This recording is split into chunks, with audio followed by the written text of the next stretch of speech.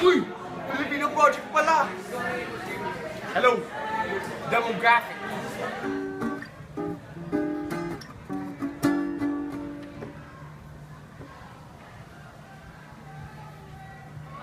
Rush?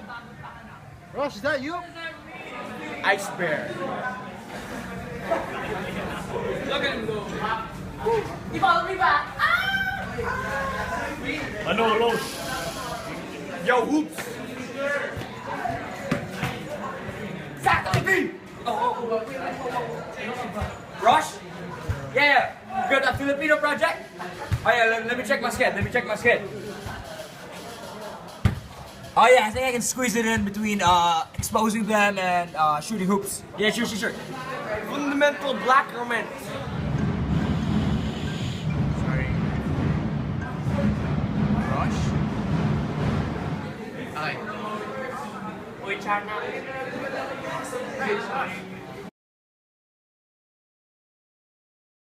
Social experiment isa or isosyal na eksperimento. One. Ma'am, do you know Virgilio Almario? One person. How about you guys? You know him? No. Yes. Stay tuned. Oh yeah. First, make a move first, and then you look at the camera. Sino si Virgilio S. Almario? Okay.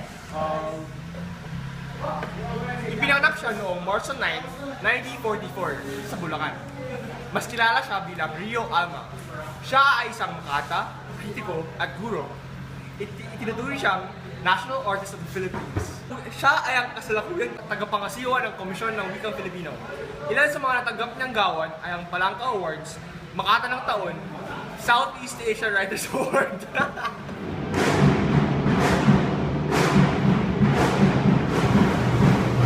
Lumaki si Virgilio S. Almario sa Bulacan at kinuha niya ang kanyang grades education sa A.B. Paulsay sa Universidad ng Pilipinas.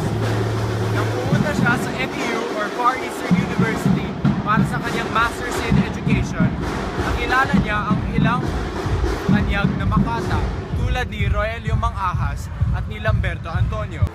Dahil sa kanila, dito niya sinimulan ang kanyang karera bilang isang makata. Ngunit, ano ngayon? Bakit ba siya mahalaga para sa atin? Unang-una, si Virgilio S. Almario ay isang kritiko ng mga gawang panitikan at literaryong gawa ng ibang mga makata.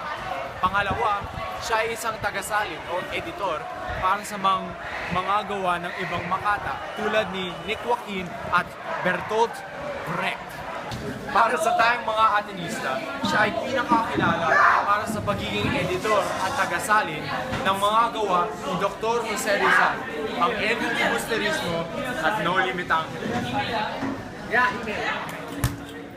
Ilang sa mga sikat na tula ni Virgilio Almario ay magdanga, marikita, alamat at historia. Palipad, hangin bro! Mula sa kandungan ng lupa at ang hayop na ito! Tungkol saan ang kanyang mga tula? Ito ay tungkol sa nasyonalismo, modernismo, formalismo, politiko, at galawang aktivista. Tungkol ng kanyang mga ibang gawa, mga pagkritiko sa mga literaryong gawain, at nagipinunan din siya ng pangalawang matagumpay na galawang modernismo kasama ni Rogelio Mang-Ahas at Teo Antonio. Sa kanya rin ang pinakaunang libro ng literaryong kritisismo, at ito ay tungkol sa pambansang wika. Isang pasok sa bruteria ni Virgilio S. Almario. Pagbukas ng umagang parang hinog na papaya, nakahilera na ang pakwan para sumbatan ng kutsilyo't tumatawad na ginang. Ang ngiti ng tinderay parang musmus na prutas at mahahalata sa bilbil ng umalis na supot. Ang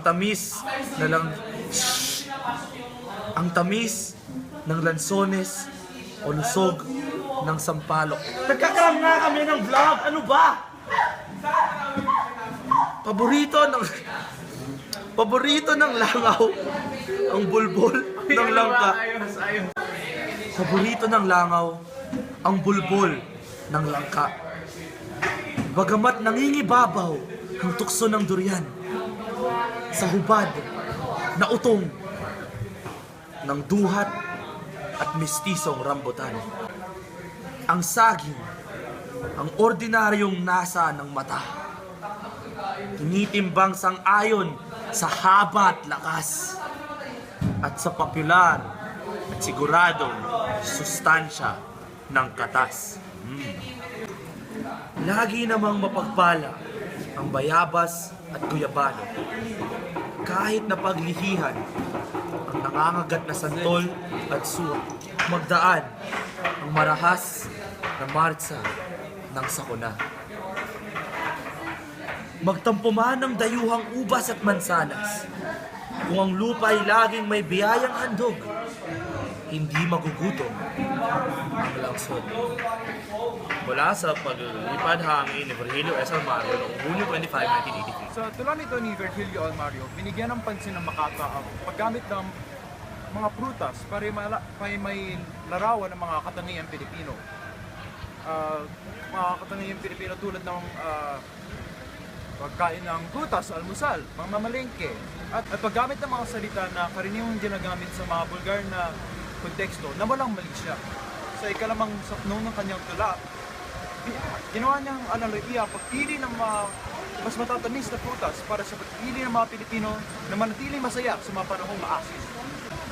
Sa huli, sinabi ng Makata na habang tinatangkilik natin ang mga prutas at kultura sa sariling atin, hindi tayo mawawalan ng pag-asa. Maraming salamat po sa panonood ng aming video kahit napakahalatang kinram lang namin. Click here to subscribe to our channel. Click here to like the video. Merong comment box sa ilalim. Mag-comment lang kayo, di namin babasahin yan. Tsaka gusto lang namin sabihin na Heal. Yo! Al! Mar! Hatid, tula is life. Culture, Philippines, mabuhay. Social experiment 2, or in German, dalawa. See these groups. I can't flip these groups. Guys doing Hatid. Hey. Do you know Virgilio Almario? Yes, I know him. Who is he? He's the author of the dictionary. Oh my god, the author of the dictionary. We did it. It's confirmed. At mistisong rambutan. Scroll down. Teka lang. Kahit na paglihan ang pause. Dito niya sinimulan ang kanyang karera bilang isang Makata. Ngunit, ano ngayon? Tapos, bakit mahalaga ba siya?